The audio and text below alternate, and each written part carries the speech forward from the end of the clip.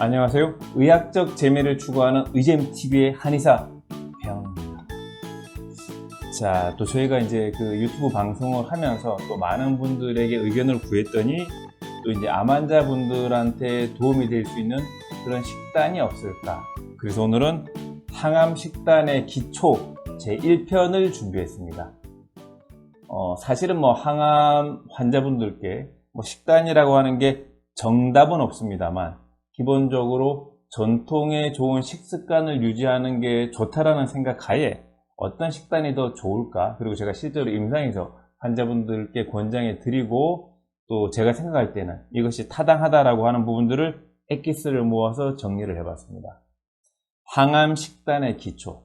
그런데 이 시간에는 특별하게 어떤 음식이 어떨 때 좋다, 어떤 음식이 나쁘다라고 하는 단정지어서 한두 개를 이렇게 보기보다는 우리가 기본적으로 음식에 대해서 접근하는 방식을 조금 더 거시적으로 음식에 대한 생각도 좀 철학을 가지고 하시는 게 중요할 것 같아서 우리가 음식을 바라보는 방식, 관점에 관한 이야기들과 구체적인 음식을 같이 설명드리도록 하겠습니다.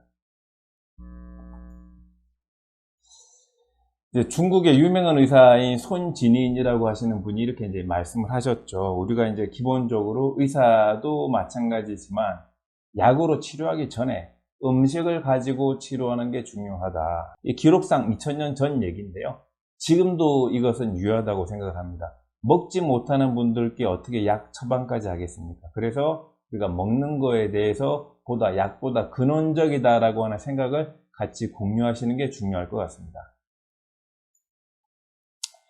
우리가 이제 전통적으로는 이제 사서삼병을 다 보게 되면 음식을 먹는 게 단순히 몸에 들어와서 칼로리로 계산되고 어느 정도의 열량이다, 그리고 구성물질로 어떻게 사용된다라고만 생각을 한 게 아니라 음식을 먹는 식습관, 그 사람이 먹는 음식이 바로 그 사람이다 라는 철학에서부터 음식을 바라보는 그런 관점이 있습니다. 그래서 논어 화기편에 보더라도 군자가 식무구포하고 군자가 밥을 먹을 때, 그러니까 군자라고 하는 것은 요즘 말로 따지면 그냥 사람들입니다. 사람들이 음식을 먹을 때 특별히 배부르게 먹으려고 하지 않는 게 중요하다. 배부르게 먹는 게 나쁘다라는 거죠. 이제 두 번째, 거처를 할 때도 편안하게 해야 된다.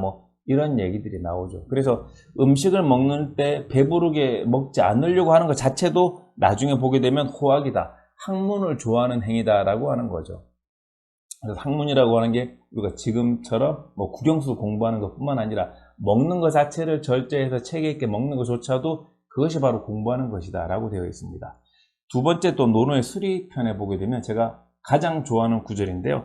반소사음수하고 곡경의 친지라도 낙역제 기중의이니 불이 부착이는 아에 여분이니라, 이런 표현입니다. 사실은 식이요법을 하는 모든 암 환자분들, 일반 환자분들한테 굉장히 필요한 구절인데요.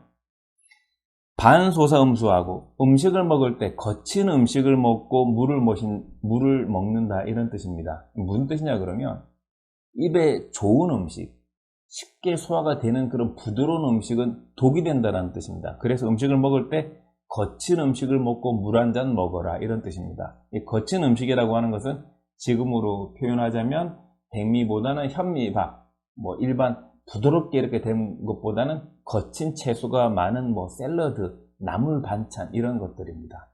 그래서 그런 것들을 위주로 많이 먹고 곡경이 친지라도 집에서 굉장히 편하게 지내기보다는 그냥 본인이 팔베개를 하고 눕는, 베개도 마땅치 않고 이불도 마땅치 않아서 그냥 그렇게 검소하게 생활을 이제 한다고 하더라도 낙역제 기중의이니 그곳에 그 즐거움이 있다라고 하는 거죠.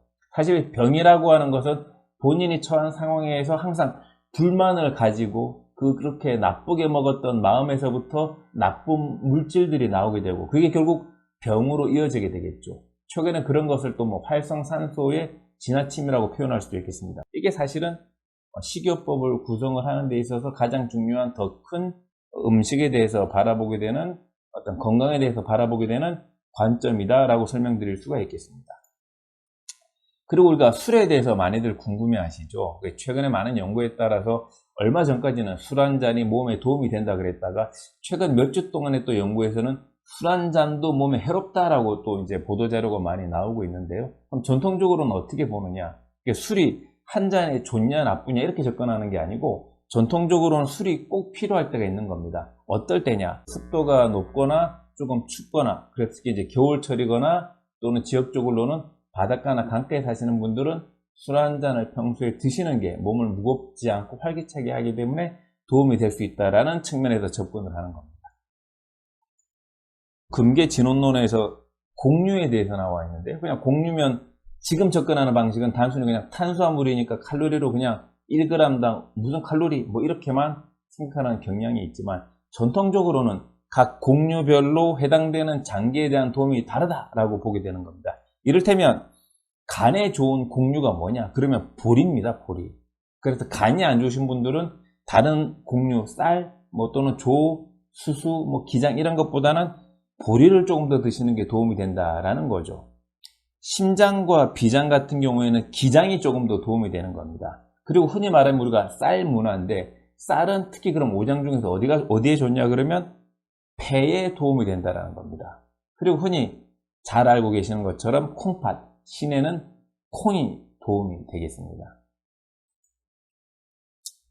우리가 음식을 바라볼 때 중요한 관점, 반복해서 해드리지만 단순히 이게 들어와서 에너지로 쓰이고 칼로리로 소모되고 인체를 구성한다라고 생각하기보다는 조금 더 큰 의미에서 그 음식이 갖고 있는 것이 영양적인 측면뿐만 아니라 보이지 않는 여러 가지 그런 기운들이 그 음식을 통해서 몸으로 들어온다라고 생각하시는 게 중요합니다. 그래서 이런 관점이 되어야 좋은 음식을 먹어야 내 몸이 좋아질 수 있다라고 하는 그런 동기로 가기까지가 도움이 되는 겁니다. 그렇지 않다 그러면 우리가 음식을 단순히 칼로리로만 접근하게 되면 가공된 식품을 먹는 거랑 신선한 식품을 먹는 것과의 차이가 안 나는 거죠. 그래서 일반적으로는 상공치미병이라고 하는 개념이 있습니다. 무슨 뜻이냐? 좋은 의사는 병이 생기기 이전에 미리 치료한다라는 건데요.